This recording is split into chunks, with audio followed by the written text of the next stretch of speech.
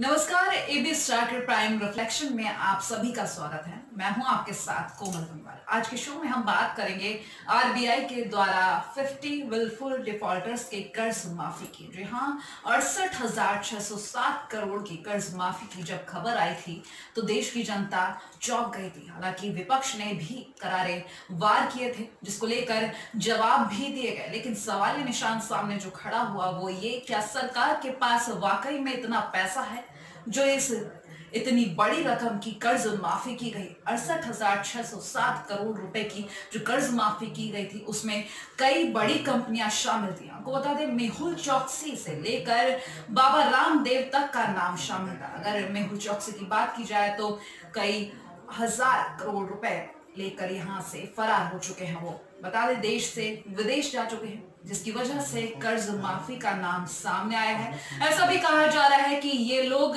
बाहर भाग गए हैं, जिसकी वजह से कर्ज नहीं चुका पाए या फिर इनकी रिकवरी नहीं हो पाई, जिसको लेकर अब कह दिया गया है कि कर्ज माफी कर दी गई है।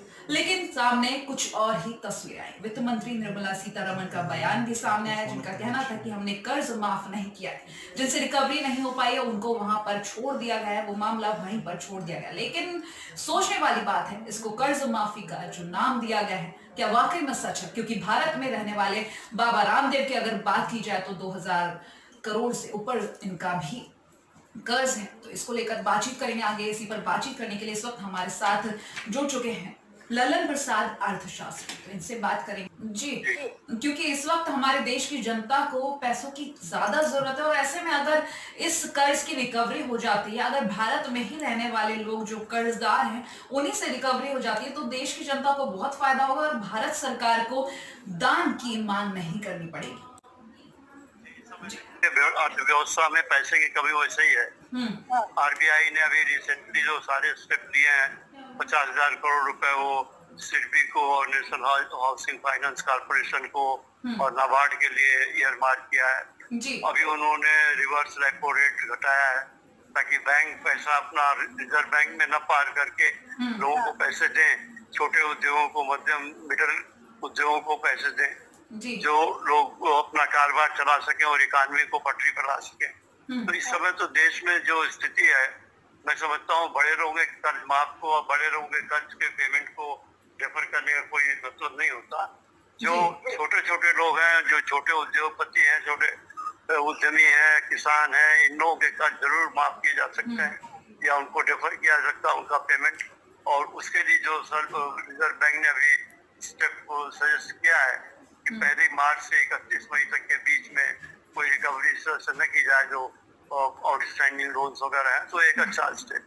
बिल्कुल बिल्कुल, क्योंकि इस वक्त देश की जनता को पैसों की ज्यादा जरूरत है। और अगर बात की जाए इस कर्ज माफी की तो कर्ज माफी के ऊपर वित्त मंत्री निर्मला सीतारमण का भी बयान सामने आया था, जिन्होंने कहा था कि जो देश के बाहर ये लोग भाग गए हैं, जिनको भगोड़ा कहा जा रहा है, इनकी कर्ज माफी नहीं हुई है। वो जो प्रक्रिया थी वहीं पर रोक दी गई है क्योंकि रिकवरी करने में असफल साबित हुई है सरकार।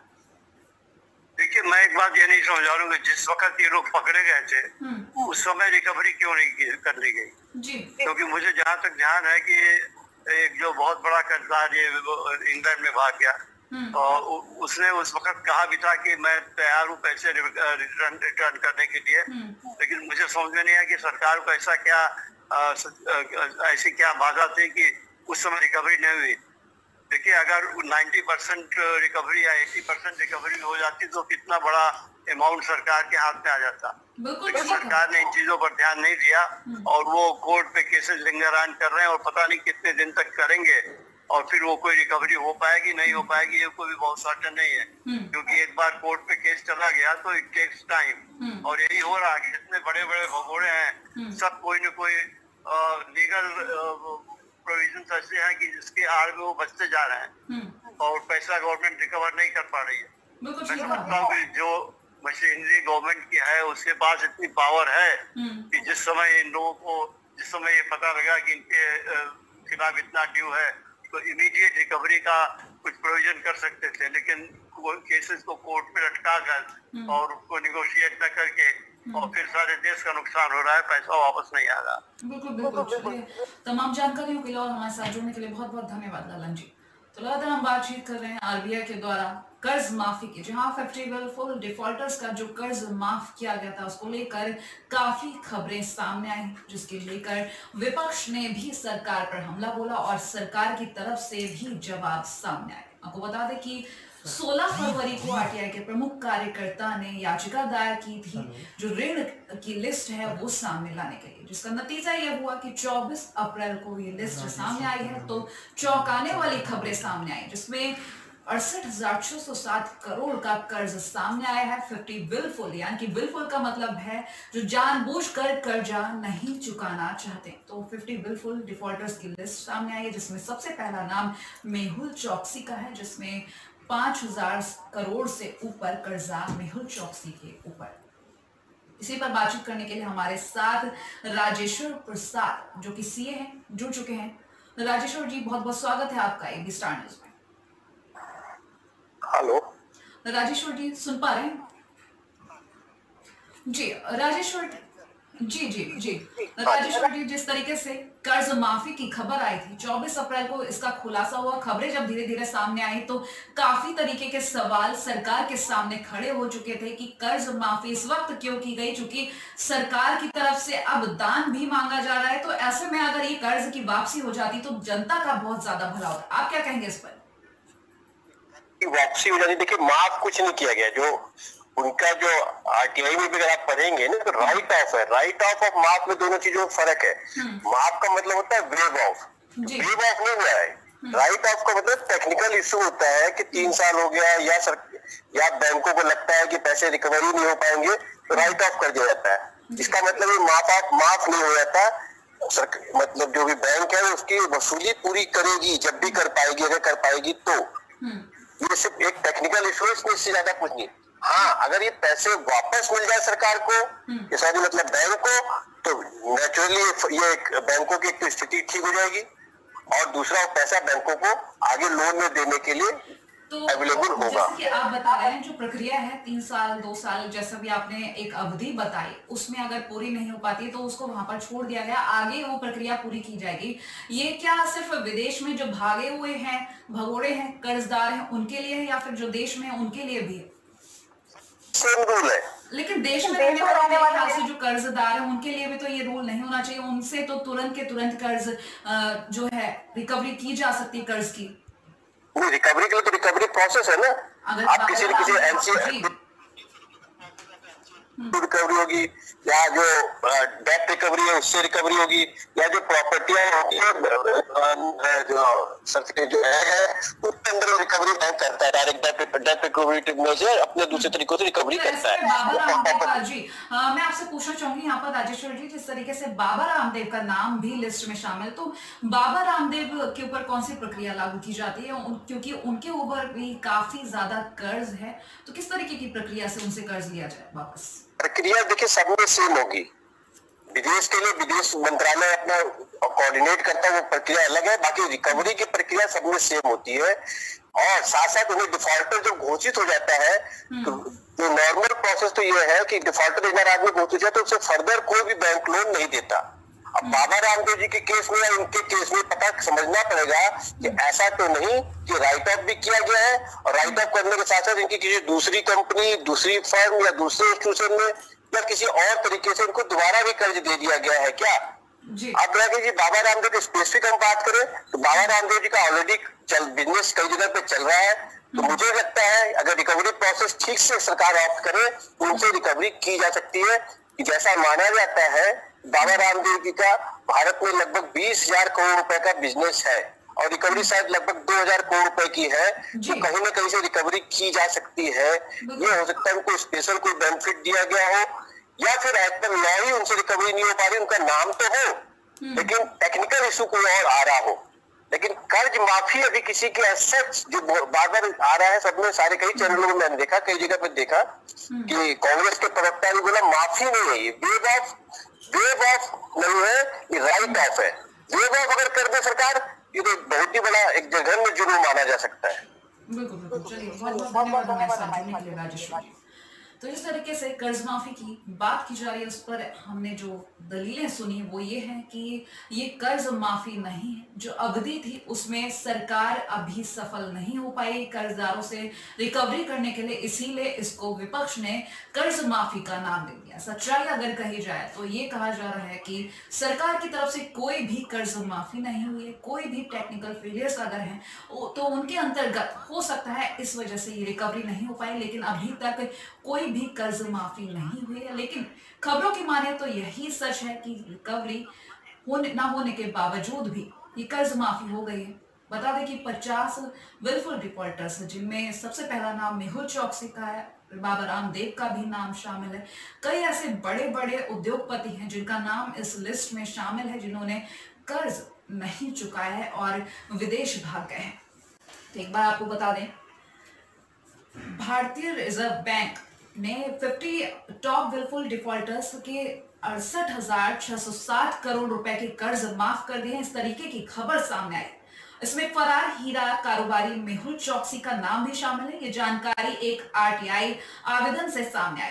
प्रमुख आरटीआई कार्यकर्ता साकेत गोखले ने 50 शीर्ष विलफुल डिफॉल्टर्स जो जानबूझकर कर्ज नहीं चुकाना चाहते, उनके बारे में जानकारी हासिल करने के लिए 16 फरवरी को एक याचिका दायर की थी, जिसके बाद जब रिजल्ट सामने आए तो चौंकाने वाले ये रिजल्ट्स थे। आपको बता दें कि साकेत गोखले का कहना था कि शीर्ष बैंक ने सर्वोच्च न्यायालय के 16 फरवरी, आपको बता दें, माफ कीजिएगा, 16 दिसंबर 2015 के एक फैसले का जिक्र करते हुए विदेशी उधारीकर्ताओं पर प्रासंगिक जानकारी मुहैया कराने से इनकार कर दिया था। 50 शीर्ष विलफुल डिफॉल्टर्स की इस सूची में मेहुल चौकसी की भ्रष्टाचार में फंसी कंपनी गीतांजलि जेम्स लिमिटेड शीर्ष पर है, जिसके ऊपर 5,492 करोड़ रुपए का कर्ज है। इस समूह की अन्य कंपनियां भी हैं, गिली इंडिया लिमिटेड और नक्षत्र ब्रांड्स लिमिटेड, जिन्होंने 1,447 करोड़ और 1,109 करोड़ रुपए का लोन ले रखा है। इस सूची में दूसरा नाम है REI एग्रो लिमिटेड का, जिसने 4,314 करोड़ रुपए का कर्ज ले रखा है। इसके अलावा अगला नाम है भगोड़े हीरा कारोबारी जतिन मेहता का। जी हाँ, उनकी company Winsome diamonds and jewellery का नाम शामिल है, जिसने 4,046 करोड़ रुपए कर्ज ले रखे। श्रेणी में अगला नाम कुदो सिकेमी पंजाब, जिन्होंने 2,326 करोड़। प्रसिद्ध कोठारी समूह का हिस्सा भी है, इसमें 2,850 करोड़। बाबा रामदेव और बालकृष्ण के समूह की कंपनी रुचि सोया इंडस्ट्रीज लिमिटेड इंदौर के ऊपर 2,212 करोड़ रुपए का कर्ज भी शामिल है। इस सूची में 18 कंपनियां 1,000 करोड़ रुपए कर्ज वाली श्रेणी में हैं, जिनमें से कुछ कंपनियां ऐसी हैं, हरीश आर मेहता की अहमदाबाद स्थित forever precious jewellery and diamonds, और भगोड़े शराब कारोबारी विजय माल्या की अगर बात की जाए तो उनकी बंद हो चुकी कंपनी किंगफिशर एयरलाइंस लिमिटेड, जिसके ऊपर 1,943 करोड़ रुपए का कर्ज है। इसके अलावा 25 कंपनियां ऐसी हैं जिसके ऊपर 1,000 करोड़ के कर्ज से कम, जहां 605 करोड़ रुपए से लेकर 984 करोड़ रुपए तक के कर्ज शामिल है। तो गोखले ने कहा भी था कि उनमें से अधिकांश ने पिछले कुछ वर्षों के दौरान प्रमुख राष्ट्रीयकृत बैंकों को चूना लगाया है और उनमें से कई तो फरार भी हो चुके। इसी पर बातचीत करने के लिए हमारे साथ बीजेपी नेता मुकेश वाजपेयी जी जुड़ चुके हैं। जानते हैं उनसे कि कर्ज माफी है या फिर कुछ और। मुकेश जी, बहुत बहुत स्वागत है आपका AB star news. Mukesh ji, सरकार की तरफ से 68,607 करोड़ रुपए का कर्ज माफ कर दिया गया, जिसके सामने वित्त मंत्री का बयान भी आया कि कर्ज माफी नहीं की गई। हालांकि विपक्ष अभी भी यही कह रहा है कि ये कर्ज माफी है। क्या कहना चाहेंगे? सबसे पहले जो आपने शब्द यूज करा माफ, ये बिल्कुल माफ नहीं है। एक एक पैसा वसूला जाएगा और उसका प्रोसेस के हिसाब से जो भी प्रोसेस लिखा है वो ड्यू टू प्रोसेस फॉलो हो रहा है। जहाँ तक माल्या की बात है या चौकसी की बात है, उनकी जितनी जमीनें प्रॉपर्टी यहाँ पे थी वो सब सीज कर ली गई है, नीलाम हो गई है। ये माफी नहीं है। ये बैंक जब भी 31 मार्च के बाद उनका नया जब साल शुरू होता है तो अपना रजिस्टर मेंटेन करने के लिए वो एक कॉलम बनाता है कि इतने पैसे नहीं आए, उस कॉलम में उस अमाउंट को रखा जाता है।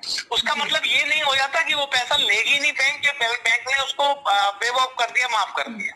वो एक बट्टा अमाउंट कहते हैं उसको, बट्टे अमाउंट में डाल दिया जाता है कि ये पैसा रिकवर करना है। ठीक है, पैसा रिकवर करना है। इसमें 50 विलफुल डिफॉल्टर्स के नाम शामिल हैं। क्या सभी के साथ इसी तरीके के हथकंडे आजमाए जा रहे हैं, उनसे रिकवरी की जा रही है? जाएगी, बिल्कुल की जाएगी। ये देश के लोगों की मेहनत की कमाई का पैसा है, इसको हम ऐसे नहीं जाने देंगे।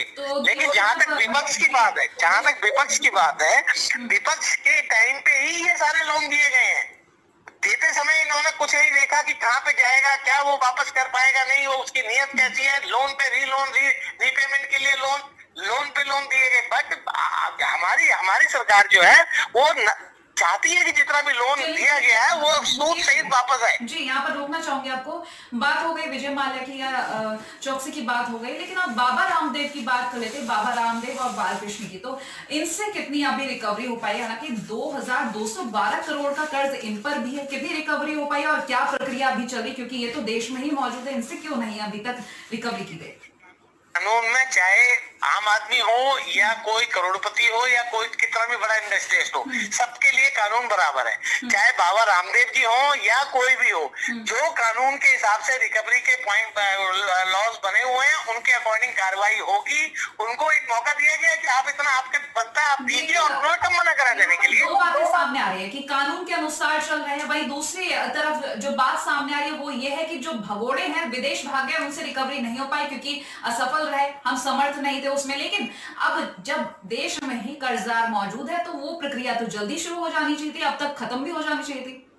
बिल्कुल होगी ना, बिल्कुल हो रही है। और उसमें वो लोग तो तैयार है जाने के लिए। उनका जो भी बैंक के साथ, देखिए गवर्नमेंट यहाँ पे इन्वॉल्व तब होती है जब आदमी या तो देश छोड़ के चला जाए, क्योंकि उसमें फिर लीगल फॉर्मेलिटीज उसको लाने की पूरी, आप देखें ना विजय माल्या का, वहां के ब्रिटेन के हाई कोर्ट से केस हार चुका है, उसकी तो हम तैयारी कर रहे हैं उसको यहाँ पे लाने के लिए। जो यहाँ पे है वो बैंक और उनके थ्रू बातचीत चल रही है किस तरह से उनको पेमेंट करना है। देखिए ये इस समय का जो पीरियड चल रहा है, इसमें इकोनॉमी की पोजीशन आपको मालूम है, हर उद्योग धंधा जो है वो अभी थोड़ा सा डाउन चल रहा है। उसमें बैंक भी थोड़ा रिलैक्सेशन देता है कि ठीक है जी, अगर आपके पास अभी नहीं है तो आप कैसे पेमेंट करेंगे, किस तरह से करेंगे, इस तरह की सारी बातें बैंक और उस पार्टी के थ्रू चल रही होंगी।